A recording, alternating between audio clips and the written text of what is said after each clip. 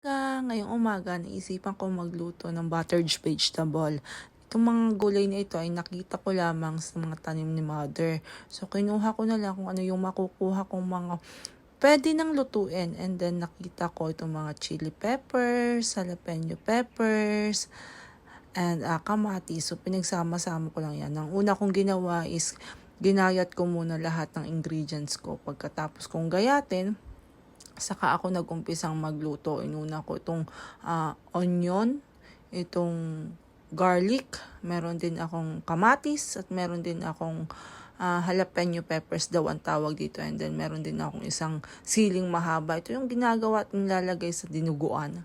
Then pagkatapos kong gayatin, nag-prepare lang ako ng pan. And then yun, nilagyan ko lang siya ng butter.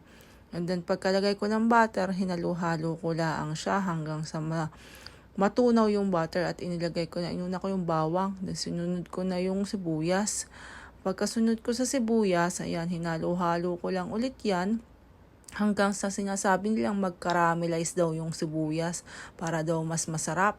So hanggang mag-caramelize yan, hinalo ko ng hinalo, and then pagkatapos nun, nilagay ko na yung kamatis.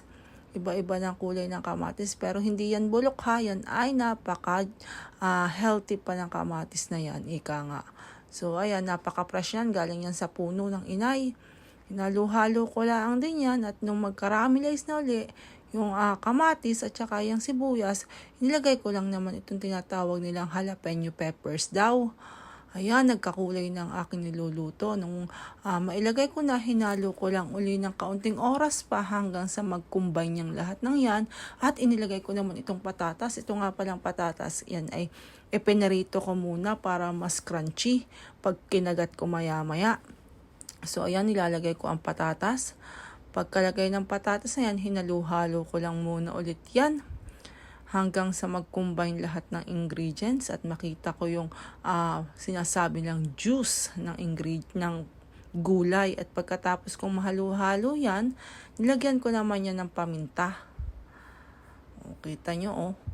Tapos pagkatapos ng paminta, nilagyan ko ng kaunting oyster sauce para mas malasa naman at malilam naman aking niluluto. At kung mailagay ko ang oyster sauce, hinalo ko lang ulit ng kaunting oras para mag-combine baga lahat ng ingredients.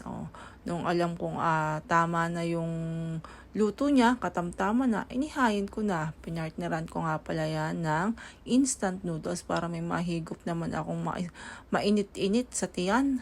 Napakasarap niyan. So tara po, kain tayo!